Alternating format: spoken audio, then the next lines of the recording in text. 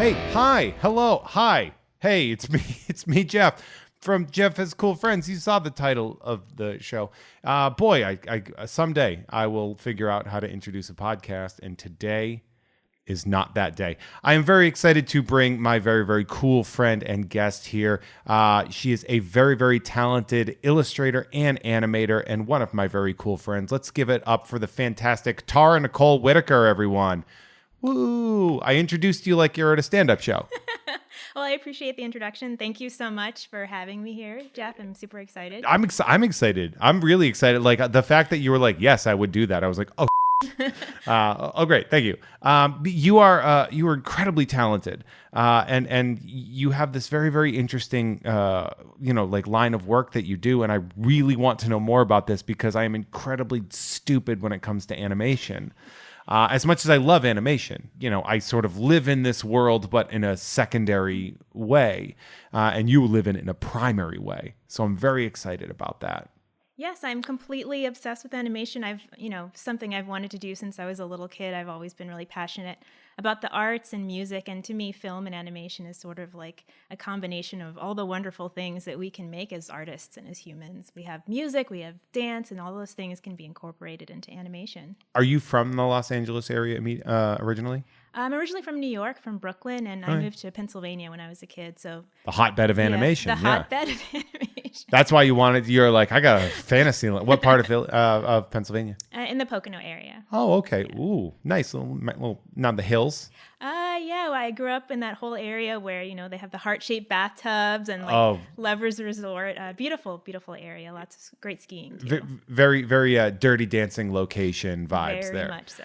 Do you miss winter, by the way? Or I do. I miss skiing and snowboarding, and not that I can't do that out here, but I do miss the Pennsylvania area. Like you can, but like it's kind of lame. Yeah. Especially because we're recording this at the start of summer, the official start of summer, and it is hot as in the Southern California area. So I do sort of miss the seasons in there. Okay, yeah. I already started to ask you that interview stuff, and we'll get in there. But so we met in a car, which is a weird way to meet people. Not an exclusive way. I was an Uber driver. I've met a lot of people in my car, but we were going. It was me, my friend Lisa, and my friend Kevin, and you, and we were all going to a comedy night at Largo, and to lunch. And I originally thought that you did not like me. What? I did. Are you kidding? Why? I think it's because I feel like I might be too much sometimes. And afterwards, I was like, did she not? Was I too much? And she's like, no, that's fine. I was probably just quiet because I'm kind of shy with new people. But then once you get to know me, I won't shut up about the X-Files and like that. Well, that's not Star so bad Trek. because we can talk about those things. Yeah, because you are a huge nerd. Yes. And that's very fun to see because in animation, obviously the talent is an important. It's a little important to be talented in animation, but beyond that too, that like fandom, that like ardent fervor of wanting to be a part of something like this and wanting to create. So you do have some specific fandoms. X-Files, Star Trek, what else? Definitely obsessed with Baby Yoda right now. I think like a lot of people are. I have a whole collection that's steadily growing, so I'm gonna have to figure out where to put all those. Yeah, guys. that's a bit of a problem, isn't it? Yeah, that could see.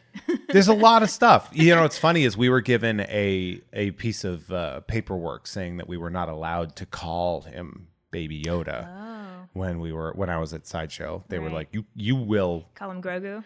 No, because it was before the name. We had to call him the child. Oh, the child. Or the asset. Oh, the asset. Right? That was a weird. I was like, some psycho right there. The asset. But yeah, that was what we. And then when Grogu came out, and I was like, I'm gonna call him Baby Yoda though. Yeah. I even was like, can we say like colloquially referred to as Baby Yoda? And they were like, you are not allowed to say those two words in that order. Oh wow. And I'm like, that is a weird way for us to like pretend. And I understand that Disney wants to. Disney's like, don't screw up R.I.P. It's not Baby Yoda. Like it's. Yoda's a different character, which I understand. Yeah. So you do collect. I do. So what kind of stuff is in your collection? Batman comics, I'm pretty obsessed with Harley Quinn. I've been actually a big fan of her character since the early 90s, since I was probably, 12 or 13. I think maybe around that time is where I really fell in love with the whole Batman universe and just really, fell in love with that whole world. Yeah, that design by Bruce Timm with the so creation great. with Paul Dini is really great. Yeah. So great. I've been finding myself accidenting my way into her first appearance. I have 3 copies of it. Oh, of Mad Love? No, Batman Adventures number 12, the one that came even before that. Yeah. Very cool. And I sort of like accidented my way into 2 Lucky of you. those. It's not a bad book to find. Even at a medium grade, it goes for like $600 to $800. So that's not so bad. Yeah. But yeah, it's pretty cool. I love that character, and yeah. So you fell for that character almost immediately then. Absolutely, I love the design, and I'm a big fan of Bruce Timm's artwork, obviously, and just that drawing style really had a huge impact on me as a young artist too. Yeah, that clean lines of Bruce Timm is really great, and of course we talk about it on Tom and Jeff Watch Batman all the time because we actually just wrapped up the Justice League Unlimited, Cool. which is a continuation of that, and her granddaughters, the Deedes, we just saw them in the episode that we covered, so that was really fun. So now, do you collect what would you collect? X-Files is weird when it comes to merchandise. Yeah, I've got random things. I have some comics. I think that came out a long time ago. There were some like novels that came out. I have a bunch of the action figures as well. So anything that I can find, online on eBay, or sometimes I get stuff as gifts, I'll definitely hold on to it and keep it. Valerie Tossi collects them as well, and McFarlane had put out the toys, and they did them for the movie. I remember like that, and like they looked really great. And then they did a retake of them, and the David Duchovny looks great, but the Scully looks nothing like her. And it's weird. She's got like kind of like longish blonde hair. Yeah. Because it was that, but I was like, who is this? It looks like a Fringe action figure more than an X-Files action figure. Yeah. I don't have any of those actually. I have a couple of the ones from the movie, the 1998 movie. Yeah. Fight the Future. That come with the alien and yeah. Yep. Oh yeah, those were great. I remember seeing that movie in the theater, and it starts with like a terrorist attack and a bombing in a federal building, and you're like where is this going? Yeah, this is intense. What's happening? Then it got strange. I have not watched the entire series. No, I never. I kind of fell off when I was younger, and then when they added Robert Patrick, who I love, but when they kind of removed the Mulder and Scully dynamic, I was like, eh. Yeah, I kind of feel the same way. I think my favorite seasons are kind of like 1 through 7, are the ones that I really tend to watch and rewatch. I mean, seasons 1 through 3 are really lightning in a bottle kind of stuff there. So. I remember I haven't watched the reboot or but the sequel series, the continuation. And mainly it was because the people that were X-Files fans that saw it like hated it. So I was just like, I'm good. Yeah. But then at the same time, I like a lot of stuff that hardcore fans don't like. I love the Masters of the Universe Revelation. And, it's nothing like the original cartoon, because the original cartoon was kind of bad. It's cool animation, I guess, but, nothing that I would classify as being like, this is really groundbreaking stuff. Yeah, my favorite episodes were always the Monster of the Week ones. So there were a couple of the Monster of the Week episodes in the new reboot series episodes that were pretty good, but I think overall, I don't know. I mean, I've always been more into the monsters than the epic arc, I think. Yeah, the epic arc is something that you have to be the glue to hold it together, but you really it's like a chocolate chip cookie. You're in it for the chocolate chips, but you couldn't just put those in the oven. You have to have the boring part to hold it together. Yeah. The one that always struck with me, there's 2 of them that always struck with me. One is the one where the green bugs that would eat you in the dark. Oh, yeah, that's a good one. I think is it Darkfall, or forget that one. But that's a great episode. Yeah, I like that one a lot. And that was a season 1 episode, I think, wasn't it? Maybe. I know it's early. So. I know it was really early. Very early. Yeah. I like some of the weird episodes too, like the one with the toilet monster. That one's a favorite of mine. Is The Fluky, the Fluke Man? yeah, the Yeah, Fluke Man. I mean that one that's considered like in the upper echelon Yeah, it's of. pretty great. And of course, obviously, you've got your Tombs. Like, those are great episodes too. Or was it the one with the circus freaks with the guy that had like the Oh, basket case twin with him? yeah. Yeah, that was freaky. That's a great one. I love that. I mean, it's obviously it's Val's favorite thing, so I'm like kind of immersed in it. And because of my job, I have to know a lot about the X-Files. But I do come across a lot of like weird merch that I was like, oh, here's this X-Files postcard book. Oh, cool. Yeah, I guess that's something that would exist, right? Of course it would. It was. Yeah, sure. Why not? Well, X-Files also came about during the collectibles era, so everything was made that was like, this is going to be worth money someday. And they weren't. No, and I have a couple of like the old trading cards they used to give out. I think when you would get the VHS, it would sometimes come with a trading card. I still have all of those. There was a card game too. Oh, There was a Magic the Gathering kind of card game. I should look for that and make my boyfriend play it with me. You can find it. I know you can find it. As a matter of fact, I think you could get some at Blast from the Past. Yeah. I think they've had some there. So yeah, it sounds fun. It's around. I mean, it does. You don't know if it sounds fun. I didn't describe the gameplay mechanics at all. If it has anything to do with the X-Files, I'm like, yeah, it's gonna be fun. It'll be fun. Boy, is that not necessarily true. Boy, have I been burnt by things that that were connected to an IP that I loved that were just absolute dog shit. Oh, no. Where I'm just like, oh my God, this thing has Star Wars on it. And then I'm like, oh, everything has Star Wars on it. This is true. I remember when like episode 7 was coming out and they were like, we want to pick up these Star Wars tangerines. There's a Star Wars brand tangerines. And then you're like, what? Yeah. BB-8. BB-8's on the tangerines. You got to get it. Yeah, those tie-ins are sometimes a stretch. Yeah, you're like, hey man, get that bag. But it is weird. I love when people get a little bit weirded out by Star Wars when they're like, it's not as good as it was intended to be. And I'm like, they're children's movies. I know, let the kids have their fun. I mean, we had our fun growing up on stuff. Yeah, like this is their time. That I've gone on record as saying this so much, but like you don't really love the stuff you grew up with so much as you loved not having to pay bills. Like Very that's true. like the things that you consumed when you had no worries. Right? That nostalgia, I think that's a definite, tie into how we used to feel about things. Yeah, it's a hell of a drug. Yeah. And so I definitely see that. And I am so guilty of it. Like I have so much stuff. Like I buy like He-Man toys and stuff. And like, I really like it. It's like art that reminds me of being a happy child. And that does not mean that it is good. It just means that it looks cool. And I like the way it makes me feel warm and fuzzy inside. I'm just going to eat those memories. Right? So I want to talk. There's a couple things I want to talk about you and your work specifically. One is in the realm of animation, and the other is in the realm of illustration.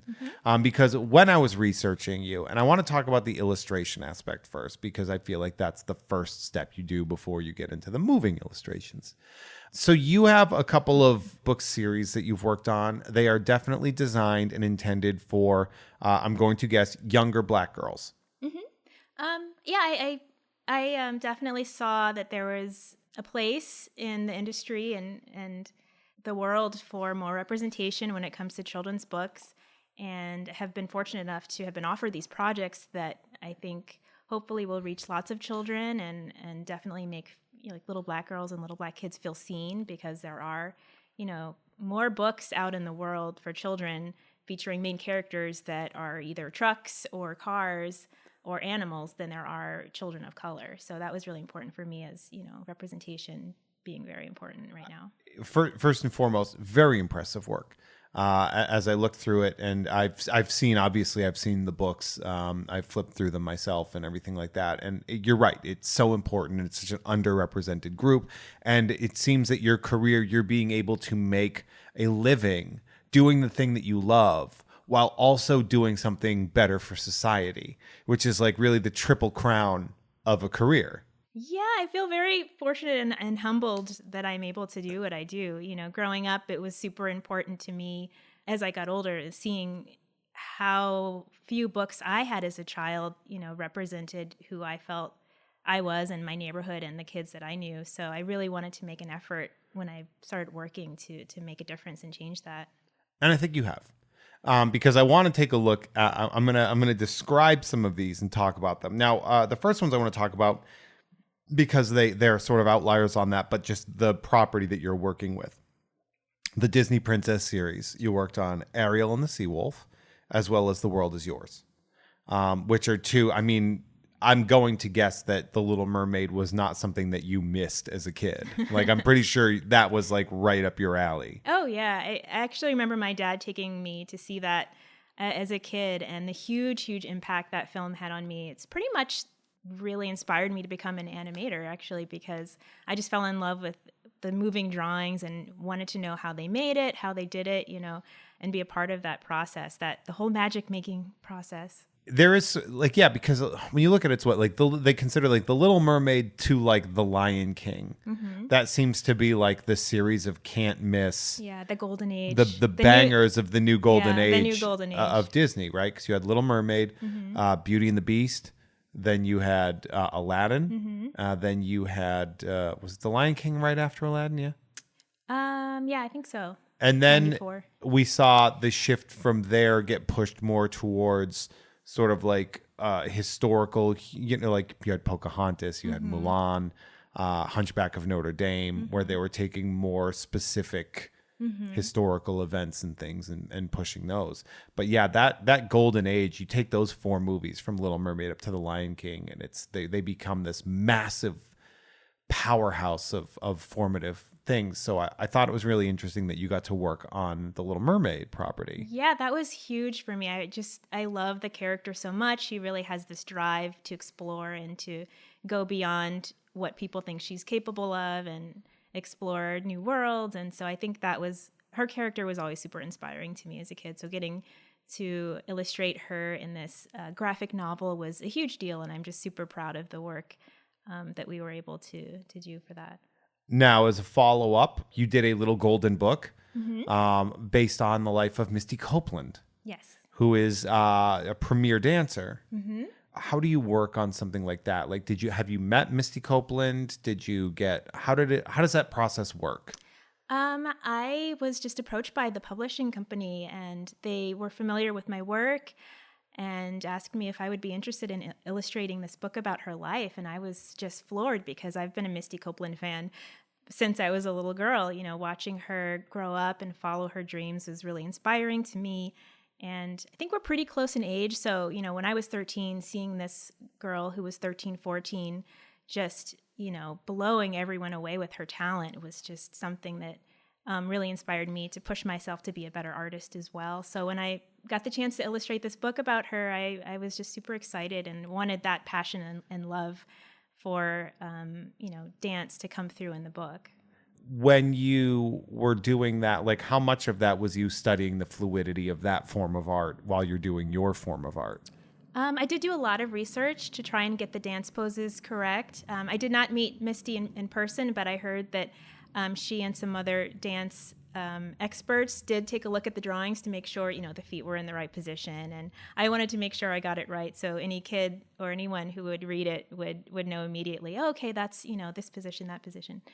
I did want it to be accurate. Was that stressful? No, it was actually really fun. Okay, because I'm a terrible dancer. I'm a terrible dancer. So, I mean, you don't have to tell me. I get it. But it was fun to kind of to put how I wish I could dance into the book, I guess. So that was my way of dancing, was through the pages. I mean, that is. I mean, I always tell people that a lot. Yeah. Like, art is such a different thing to be able to invest your energy into, and what my form of art, unfortunately, I think I have the least consumable form of art as far as like, I'm going to put this on my wall kind of a thing, like the form of performance art, like stand-up comedy that's so very in the moment. And then you see, because a lot of my friends are physical artists. They draw for money, for a living, and people pay them a lot of money so they can have something to put on their wall that they made for them. And I'm like, man, I don't have a thing like that. Like, I guess maybe I could do like a podcast just for you, but even then it feels almost silly. But then I have to remind myself, it's like, no, then this is your art. Yeah, exactly. This is the thing. We're all different artists in our own different ways. I mean, that's a really interesting subject to be able to get through. And you said that the publisher was sort of aware of your work. So it seems like, and as we continue looking at this path, that you have sort of given yourself this reputation as being somebody that is there to build up young Black girls and girls of color, which I think is huge. And I hope you take a moment to think about how cool that is. Do you? Um, I should. I mean, I think it is definitely important to kind of reflect and reflect on the goals that you've achieved and be proud of the work that you've done. And that's something I try to be better about doing is really appreciating the effort and hard work I have put into things and projects in the past. I think I tend to be like, okay, that was great, that was amazing. Like, what's next? You know. Really? But I think, Man, I'm like, oh, all right, no more, no more. I'm done. Oh, I have to do another one, or else I don't eat. From there, we get to there's 3 books here that they're thematically sync together. When we look at the My Baby Love series. yes. With Jabari Asim, which is, I think, 3 or 4 books at this It's point. 3. Yes. 3 books. Yeah. And then you have Shady Baby with Gabrielle Union. New York Times bestseller. New York Times bestseller, Shady Baby. Yeah, With blown away by that and very, very delighted to hear that. It's funny that if you weren't aware of like Instagram, you would be like, Gabrielle Union, remember her? She was in I think she was in like Bring It On or something like that. But in reality, if you go on Instagram, you'd be like, oh, everybody remembers her. Because she has sort of had this really great rejuvenated career and incredibly talented. Yep. And then Bubble Kisses with Vanessa Williams. Yes. So that is an incredible threesome of writers and creators to be working with than to have you work on that. So how does that happen? Again, I know there's an easy answer, which is the publishers saw my work and they liked it and they wanted to pull me in. But is there anything about these specific 3 authors that pulled you specifically into it that they were like, this is who I want?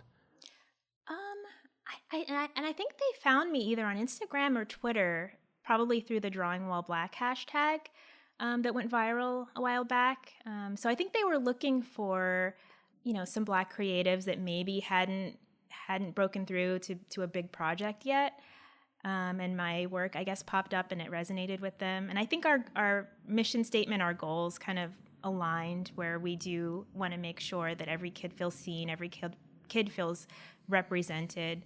And so I think the stars aligned, and we all kind of had the same ultimate goal. Does that ever like freak you out ever that you are co-creators of these projects with these people? Well, now it is. Because it kind of should. Like, think about it. Like, Vanessa Williams, Colors of the Wind. Yeah. Honestly, because that is I think, because like when you're working with, because Jabari Asim, by the way, he is he's a phenomenal, incredibly prolific writer too. Mind, yeah. And so like, what's the collaboration when it work? We can do independent individuals or just in general.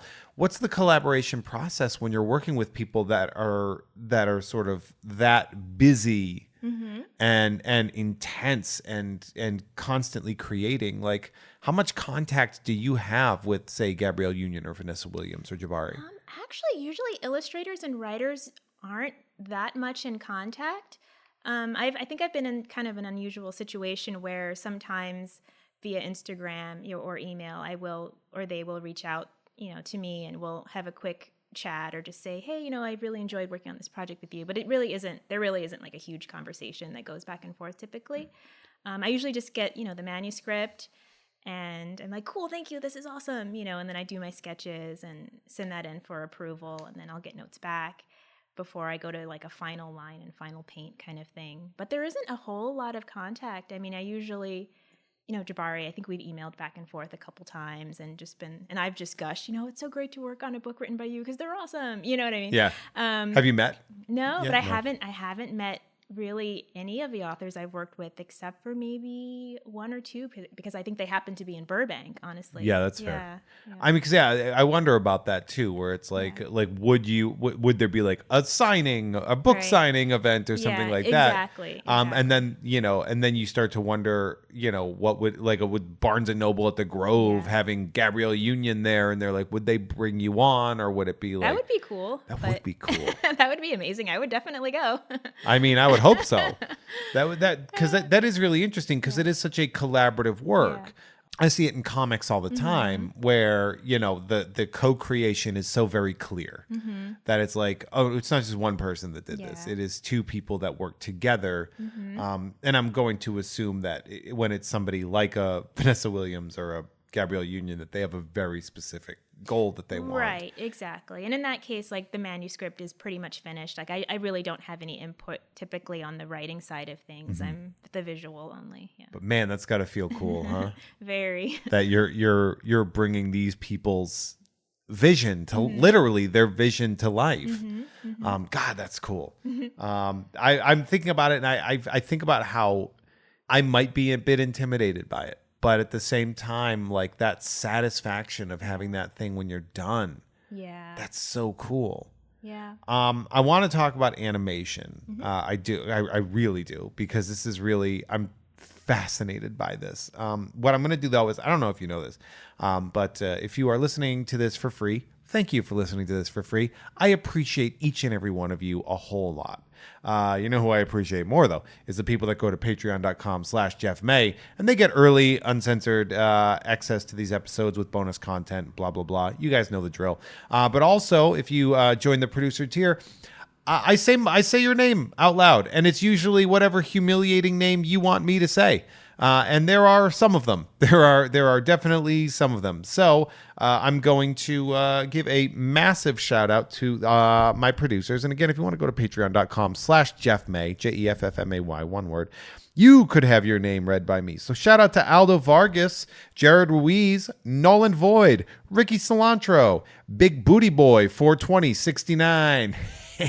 Also, we can react to this. You don't have to feel like I'm just reading names at you. We can make fun of these names. We can discuss them. We can have a blast. Or you can just watch me read names. It's all good.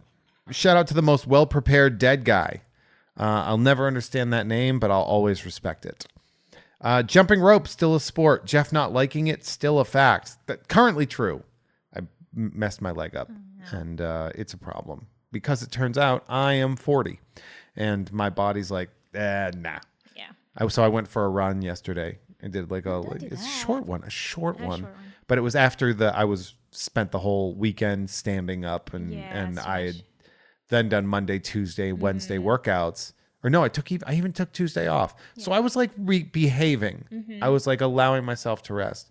And I went for a run, and then this morning I woke up and it felt like a crime. Oh, I'm sorry. And I went to the gym, started working out. 15 minutes in, I was like, nah, I gotta go. Yeah. I left the class, and I was just like, I'll try to be here tomorrow. Good for you to listen to your body. You kind of have to. You do have to. You do have to. Especially every day you get older. Yeah, at our big age, we need to. I was like, man, I should have paid more attention to the sunscreen song. When they told me to pay more attention to my knees and be nicer to them. If you're younger, pay attention to your knees and be nice to them, because you're gonna miss them when they're gone. Yeah, that's why I like Pilates, because like you can just lay down and then work out, but you're laying down. Yeah, I've been doing a lot of like pigeon stretches and stuff, like a lot of yoga. A lot of yoga poses are working their way into my day these days because of just the amount of tightness and lack of dexterity that I have in my lower torso. Shout out to Bodacious Big Bad Bouncing Bollock Bonanza. Oh, wow. Followed by Jennifer Fendelander. Sometimes people just use their real names, and sometimes people just want to make me look like a complete dipshit, and I'm fine either way. It's creative, though. I'll give it that. Shout out to @AV Foundry, Patrick Dore, or Dore. I'll never get it right, and that's fine. You pay extra money, you can email me how to actually say the name. Shout out to Bart Fartigan. Shout out to cash prizes shouldn't be taxed like income. You're telling me. Do you know how much money I have to put aside just for taxes?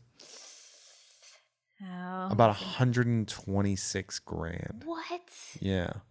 That's criminal. except the fact that I also have the other amount left, Yeah, well. which is still kind of dope. Yeah. I'm not going to complain too much. Huey, nerd numbers. Jeff has comely feet. I don't have ugly feet for a man who uses them a lot. It's weird. I feel very blessed to have nice feet. Nice in quotes. No, I'm not saying they're that. fine. I'm not saying I should be like a foot model, but I've seen what a lot of the people I went to high school with, what their feet look like, and I'm like, how'd you let it get to? Like, I don't know how that happens. I don't know. Our bodies are all different. People are like, what do you do to your feet? I was like, I wash them sometimes. Yeah, just wash them, soak them a little bit. Yeah, it's nice like little massage. barely. They're like, what do you do? I'm like, well, I run a lot. Oh. That's not good. But I'll see people that look like they have just like granite on their foot or something, and I'm like, I'm gonna get you a pumice stone. Mm-hmm. Gotta exfoliate a little bit. You gotta get that. You gotta shred that off. Andrew, you don't even like Batman McGuire.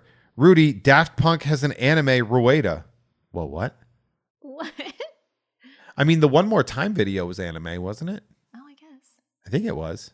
Because Yeah. Around the World, because I know Yeah. Around the World was just them walking and like, Right, things are rocking in circles. God, I love Daft Punk. They're so good. That's my running Pandora station is Daft Punk. Really? And it's also my pinball.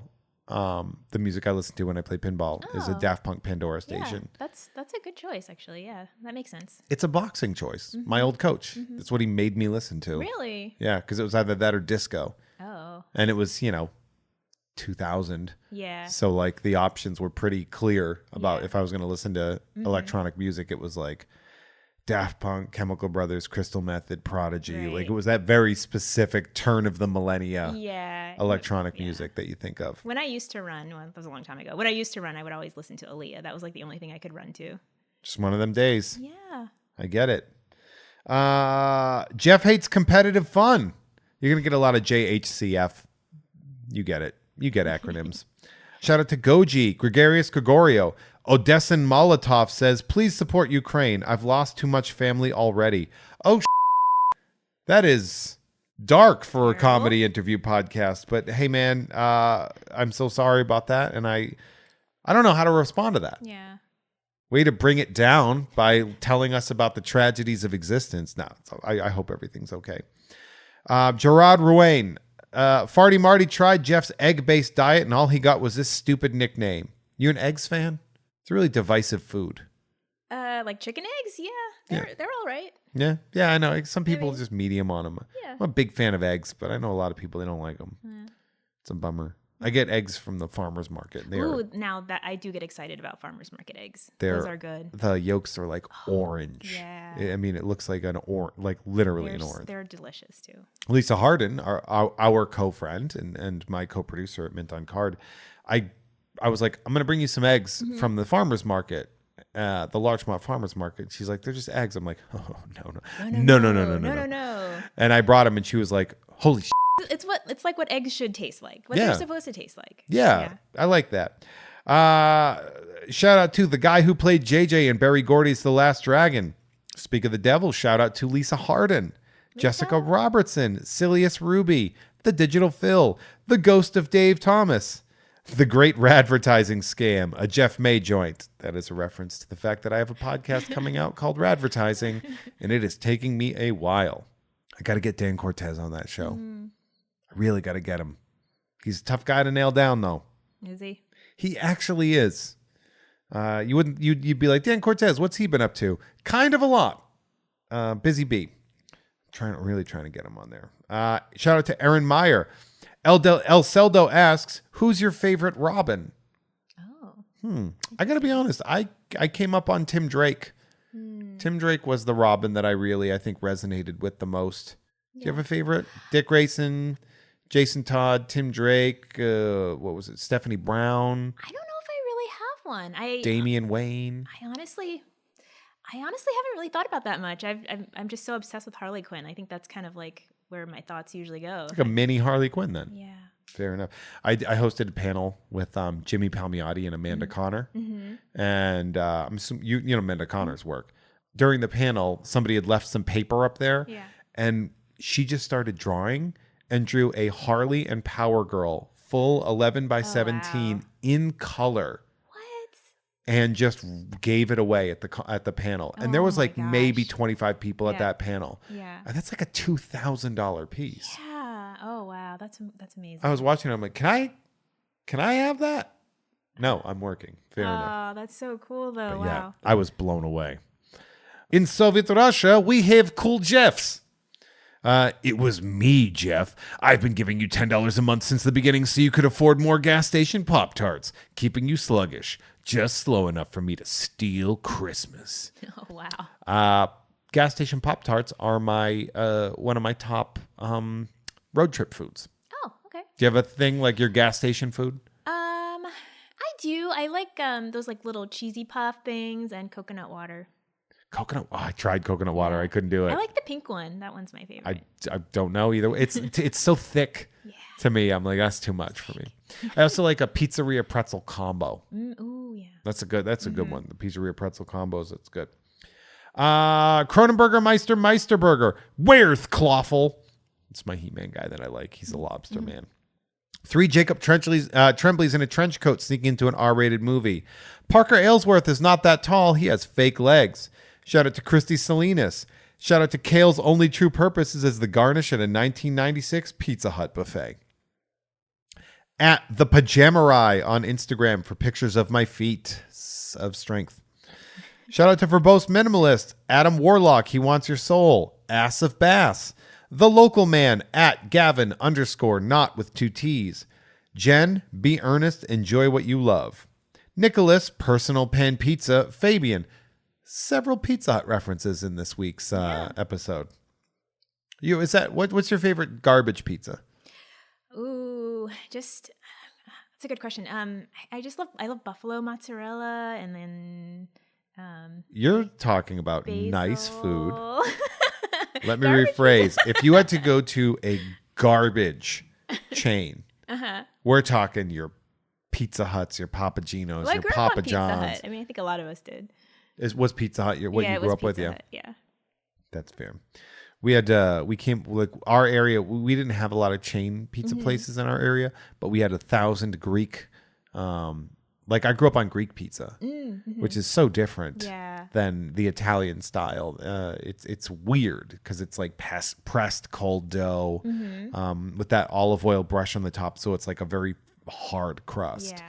It's More like a flatbread? Sounds like a flatbread. No, because a flatbread is usually like cooked in like the open on the like brick oven style. Yeah. Flatbreads tend to be more brick oven. This is like it's like if you were to draw a cartoon slice of pizza and then turn that into real pizza, it would look like this with like a firm like the crust is like it's like a how to describe it? When you're done with the crust, it's like rock solid with some soft dough in the middle. And some people really prefer it, but it's definitely not a style of pizza that most people prefer. If you were expecting pizza and you got Greek pizza, you might be a little bummed. Oh, okay.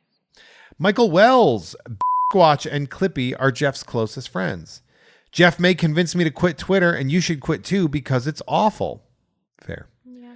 Paul Dano's first official credit is in a failed pilot called Sensei Rainbow and the Dojo Kids. That's cute. Learning every day. Jocular, haggard, cantankerous fool. That's a JHCF. Show me in the rules where it says a dog can't play basketball. Gray Man of the Nightmare Potluck. Everyone is welcome at the table. Jeff using Deep Blue Sea memes to break bad news. Tyler Wilgus. Asking 7. In the time since he changed his name on this document, Jez Butt had a kid, got a new job, and got COVID. Oh, wow. That's a lot. Jez, I feel like you got to update this. You've had that. I think you've gotten rid of your COVID by now. Hopefully. Unless the worst case scenario happened, and that's why the name wasn't changed. Yikes. Did you get COVID at all? I don't think so. I've been tested a couple times, and it was always negative. So fingers crossed. I went through an anxiety spiral before the game show, and I thought I had it the day before I was supposed to fly out because I tested negative, and I was like, "Whoa, all right then." Oh, good. Well, that's good. I guess I just convinced myself I had COVID. Yeah. But then I did get it from my mom. Oh no! Thanks, Mom. My stepdad. After I was like, really, he's like, I don't know how you guys do it in LA, but it's not that big a deal out here. Oh wow! And I was like, yeah, that's why I got it. You son of a bitch. Oh wow! Yeah. Is it not a big deal? Because that is literally why I have COVID now. I tested negative before I got on the plane, and then the next morning I tested positive. Ugh, I feel pretty guilty about that. But nobody was in my row, and I never took my mask off. Well, yeah. I mean, all you can do is do your best, I guess. It's everywhere. Yeah. Yeah. I mean, I was like ashamed at first when I got it, or I was more angry about it because it was like my family's recklessness and denial that got me into it. But at the same time, I'm like, well, it's still freaky. I mean, people are still, really struggling with it. Some people are still really, really sick and taking a long time to recover. So, I mean, it is still a serious problem. I kind of like, are we just going is it always going to exist now? Like, is it just going to keep mutating forever? That's so weird to me. Yeah. Shout out to Kimball, the casual Frankenstein, the target loss prevention officer, currently hunting Jeff. I shoplift peanut M&Ms every time I go to Target. I think I heard that. I do that. Yeah. It's fun. Yeah. It's a little fun. Yeah. So chaotic. Respect. Why not? It's my tax for them. They get my money. I get a little something back. I think they're in doing return. okay. Yeah, exactly. That's my points system. That's my rewards, my Target rewards. You want a bag of M&Ms. And then I eat them at the movies. Yeah. See, there you go. There it is. I took it to Top Gun yesterday. Oh. I saw Top Gun in the Dolby before they took it out for Jurassic Park. What did you think? Did you like it? So good. So good, right? Like every piece of hype that you have heard of Top Gun is correct. True. And also probably don't join the military. But because it is a huge recruitment tool. But that movie, not an ounce of fat on it. So good. So good. It was between that and Everything Everywhere All at Once. I still have to see that one. Yeah. Oh, you gotta. I've heard that one's phenomenal. Those are my two favorite movies of the year. Cool. Which is weird because they're so diametrically opposed existence. Because Top Gun is such a big budget, silly thing. And then you have this weird art house pseudo kung fu film. Seems like, existential, it's cerebral kind of film. Yeah. Definitely check it out. Shout out to Steven, Mr. Billy Beck, Cody Beck. I love that a married couple and they each are individual. That's good. That seems like competitive. It seems like they're trying to be like one up each other on donating to me, which is the best way you can try to one up your spouse. Shout out to Mike Gouts, Lisa McCarty at Comics Book Girl, comics with an X and girl with a U. Aeschylus and his tortoise. That is a question that I got wrong on the game show. Dr. DNA, Thor, creature, feature, Thor.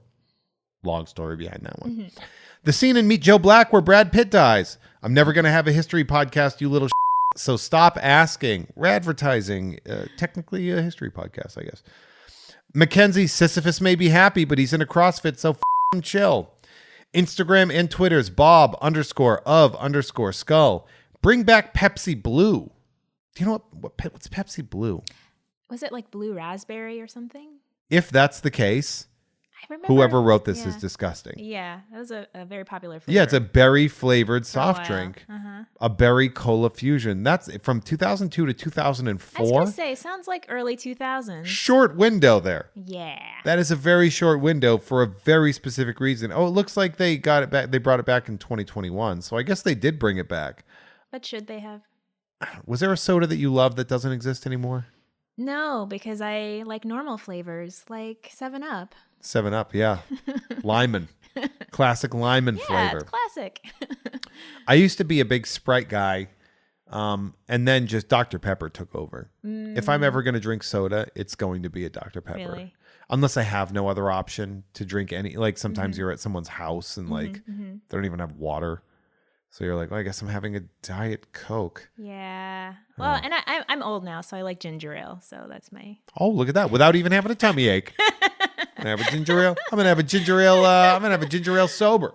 I'm going to have a nice little ginger ale with no medical reason for me to have it.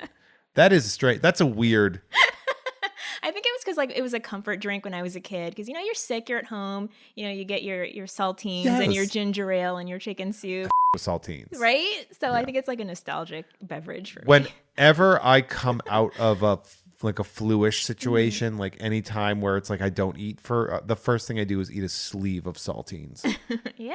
Like I don't know what it is. It's just like it's just like I need this mashed up white paste with salt on it, then solidified in.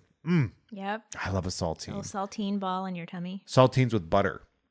I gotta try that. I Little haven't had that. little butter and a little extra salt on your salt. Yeah. And then what was the other thing?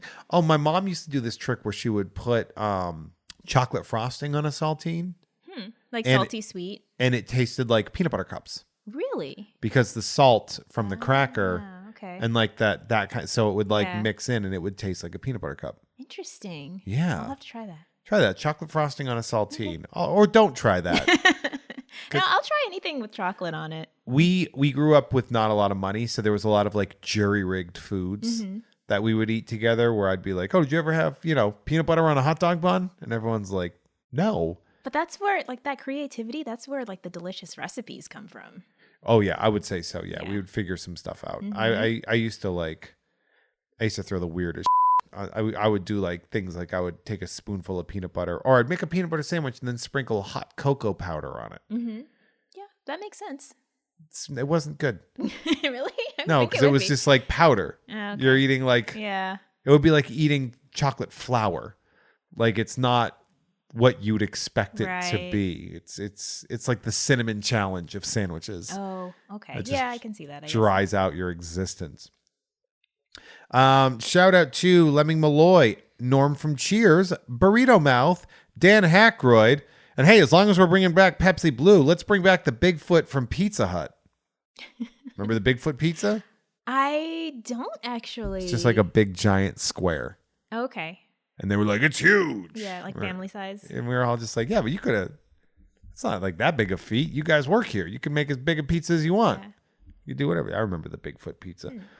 Everyone check out the 1994 comedy Twin Sitters, the 90th movie ever made. Shout out to the Itty Bitty Millie Committee, Pity the Fool That. It still feels like an unfinished name, but that's fine. And finally, Kelly says, get your booster, you gaslighting dip turds. And I agree, everybody. Get your like that booster one. if you haven't. Yeah, it's a good solid finish to get that booster in there. Again, if you like that, if you want to be a part of that, you can head over to patreon.com/JeffMay, where you can get early access to uncensored episodes with bonus content, and we can even say your name on here. That's very exciting. Now, I want to talk about animation. Specifically, you worked on a show relatively recently, came out, called The Proud Family. The Proud Family Louder and Prouder. Yes. Because this is a sequel or a continuation of a 20-year-old series called The Proud Family, which came out from around the same time as Pepsi Blue. That is absolutely correct. Yeah, we had a fantastic time. I was directing on The Proud Family, Louder and Prouder reboot. It's actually airing on Disney Plus right now. It sure is. You can check it out. Season 1 is up, and they're amazing, and we had a fantastic time, and we hope everyone loves it as much as we loved making it. Okay, so here's what I'm going to say. Yes. As the complete opposite demographic for who this is intended. Well, we hope it's for everyone. In every way. Like this is, yes, I understand that you do hope it's for everyone, but this is clearly a show for Black families, but not necessarily Black. I mean, the family, of course, is Black, and that allows people to sort of, but like a very diverse friends group. It is a delight. It is incredibly fun, funny, clever, witty, progressive, which I found very refreshing. Because it does sort of, it addresses without going so far. It's not aggressive about it. It's just people exist in this world, and people are allowed to exist in this world. And it's not weird that they exist in this world. And I found myself in doing my research and watching the show, really enjoying it. It is funny. There's a Bebe's Kids reference, which, I mean, come on. I love that. I love that movie. Oh yeah, that was such a fun movie, and that was a huge impact on me too. Growing up watching that, and then getting to work with Bruce Smith, of course, obviously, as somebody I've looked up to for many years. Having the opportunity to work with him on Proud has been incredible as well. I mean, the best way to describe it, it's essentially a animated sitcom. Mm-hmm. You know, I mean, if I were to easily describe of a young girl who is in middle school. It's like I think the pilot takes place on like her first day of like 8th grade or something like that, and it's about her discovering that she's going through all these changes and her friends are too. And it sort of is a continuation of when the character was much younger in the original series. Yeah, it's definitely a follow-up to the original series. We bring back, many of the original characters, and they have new adventures in 2020, 2021. So it's kind of a modernized take on, the storylines and characters from It's before. so funny. Yeah. There's this brilliant scene in it's either 2 or 3, like a Prince reference. Oh, yeah, that was the episode I directed. One of the Okay. episodes. Yeah. Okay. So, because that scene is so good. And I don't want to know how they got the rights to do When Doves Cry, because that's incredible. Like, that must have been, I mean, obviously, I understand NDAs and things and what you can't and would rather not talk about and stuff like that. But when I was watching that, I was like, oh, they got this song. You guys got to do a little thing with When Doves Cry. And I was like, man, that is cool. That must have been one heck of a ask from the script to be like, can we get this? And I would have loved to have seen the legal aspect of that, which obviously I don't think you're in any way sort of. Yeah, me too. In that aspect. But like that was so impressive and so fascinating. I've really, really enjoyed the show. If you have young children, I would absolutely suggest it. But my main question is, what does an animation, like, how do you direct animation? I don't understand. I know what a director does. When Spielberg, I get the idea, the gist of a man sitting in the chair and having the camera set up and having an AP. Like I get that because I think we've seen that. We've seen it in film and in television. We've seen what live action directors do. What is the job of an animation director?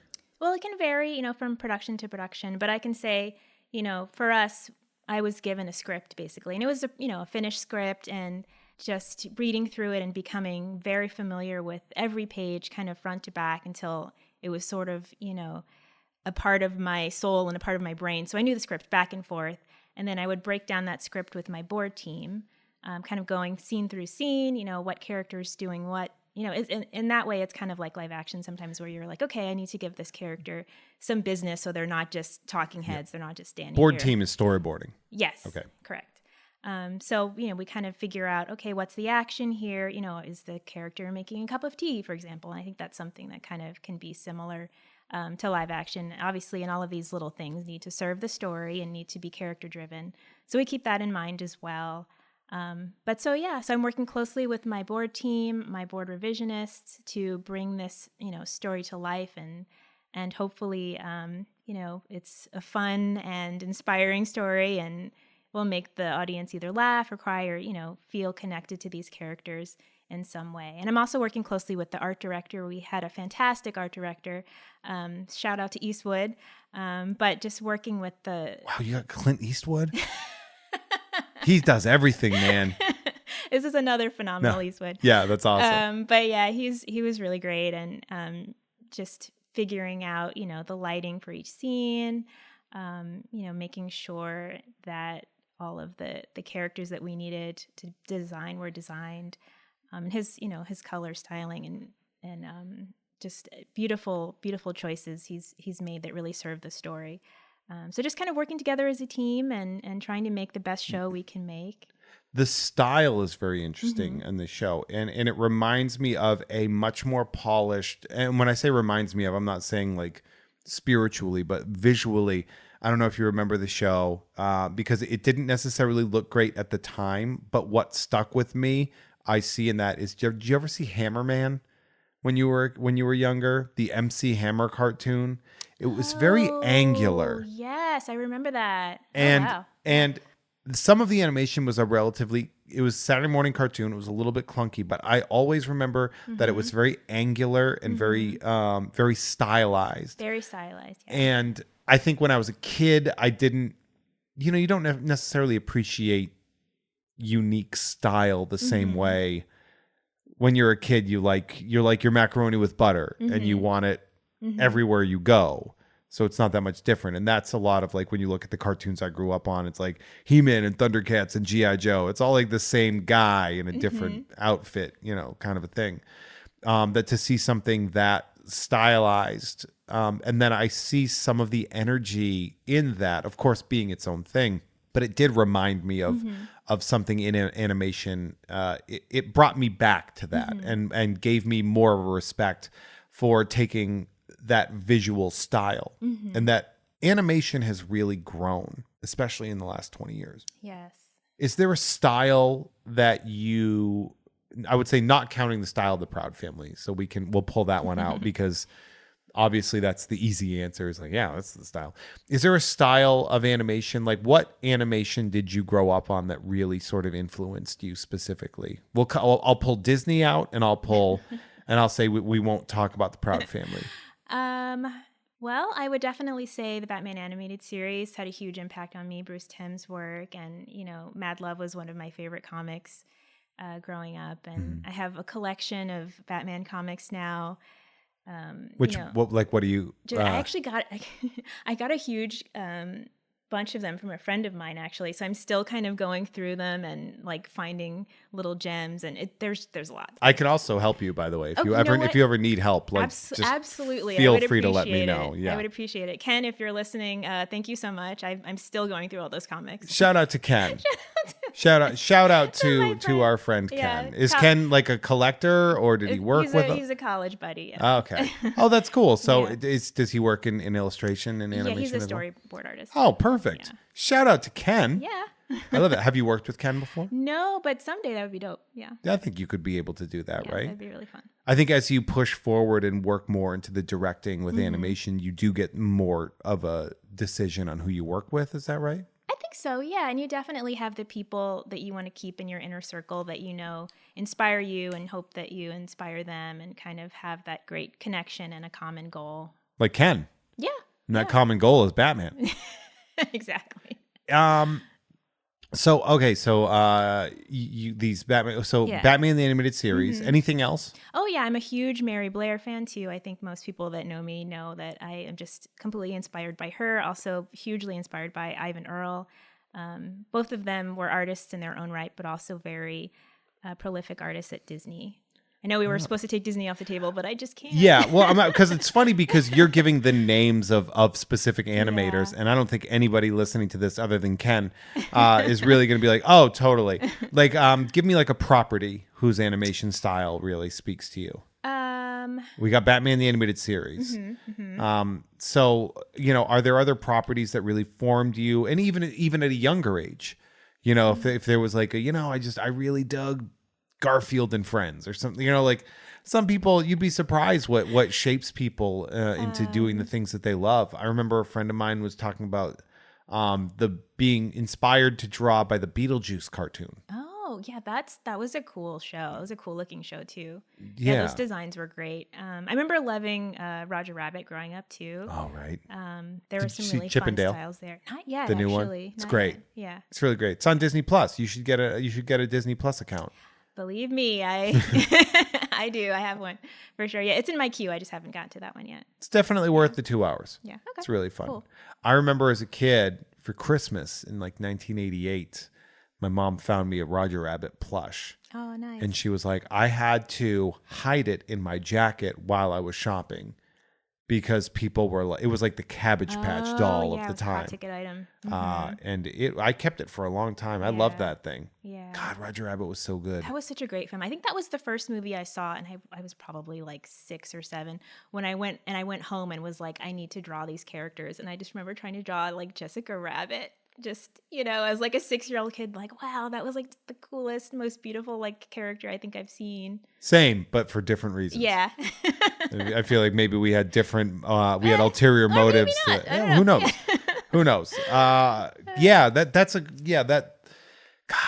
Roger Rabbit was so good. Yeah. I really liked that a lot. So that being said, too, I know I can't keep you for too much longer. We're going to keep you for a little bit of bonus content after the episode. But here's what I will say. If everybody, you should definitely check out the Proud Family. If you know any young children, definitely check out, and you can get Shady Baby, the Baby Love series, Bubble Kisses, and the Little Golden Book of Misty Copeland, and Disney Princess Ariel and the Seawolf, and The World Is Yours. You can Google any of those books; they're all fantastic. Tara, you really knocked it out of the park with those. Just thank you murdered so much. it. It They're was so good. absolutely a joy to be a part of. You can check out TaraNicoleWhitaker.com, and that's Tara Nicole, excuse me, spelled the way that you would guess. And then Whitaker is WHITAKER.com. Like Forrest, but no relation, probably. Just like for no, I don't know. Not even close. Maybe. Who knows? You can find you on Twitter at Nicole Dessiné, which is a wonderful French reference that I appreciate, right? Because it's Nicole Draws, right? Mm-hmm. Yeah, I think you're the only one who ever noticed that. Maybe. I don't know. Nobody's ever said anything, so who knows? I like to just brag about how I learned a useless language. Everyone else learned Spanish in high school, and it's so usable. And I learned French, and I'm like, well, now people can know I'm an ass. And Dessiné is Dessine, and of course on Instagram, which is probably, I would say, the best way to access your work as well, would be at Tara Nicole Whitaker, TaraNicolewhitaker. Is there anything else we should be on the lookout for, or anything that I missed? I do have a new book coming out in August called Shady Baby Feels. It's the sequel to the first Shady Baby. I'm so very excited about that. With Gabrielle Union again? Yes. Oh, wow. That is exciting. Yeah. And now we got to set up like a signing at the Grove. Oh my gosh, I'd love that. We should do that. Yeah. We should contact the Grove. I'll just call Gabrielle. It's cool. Who owns the Grove? Kidding. Oh, never mind. It's Rick Caruso. Never mind. Rick Rouge. He's for those of you that aren't in California, he's a very bad man that ran for office out here and lied about who he was and paid a lot of money for ads. Yikes. He's a bad dude. But definitely, so we get that book coming up in August. Do you know, is it available for pre-order right now? It is available for pre-order, yes. Go to anywhere but Amazon and pre-order that book. If you have to go to Amazon, fine. But I'd prefer it if you didn't. Same. Let's put less money in Jeff Bezos's pocket and more in the pockets of small independent bookstores. Spend the extra 79 cents on the book to put it into places that aren't going to get closed down by a megalomaniacal billionaire. Boy, that was weird. I went on a soapbox at the end there because my name is on the podcast and I could do whatever the hell I want. Heck yeah. We're going to come back. For those of you that are on the Patreon, we're going to do a little bonus content. We're going to talk some more about your fandoms and the stuff that you like, including a very specific one that one of your profile pictures references. So we'll talk more about that. And on top of that, if you enjoyed this show, like I said, if you were listening for free, check out patreon.com/JeffMay. Join for a month and quit before you have to pay and see if you like it. You know what? I'd appreciate that. You can also check out Tom and Jeff Watch Batman on the Gamefully Unemployed Network.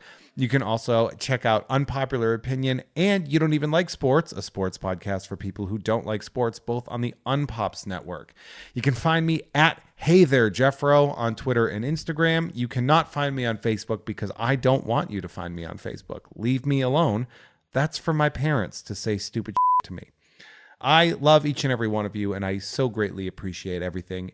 If you are in the Burbank area and you want to go to Mint on Card, we are the second Friday of every month at Blast from the Past on beautiful Magnolia in Burbank. Tara, you're there every once in a while, right? Yes, my dog and I love to go. We try not to miss it if we can. And your dog is such a cool name. Wesley. We'll talk more about that as well after the break. So for those of you listening for free, thank you so much, and I'll see you in 2 weeks. For those that are you on the Patreon, we'll talk in several seconds.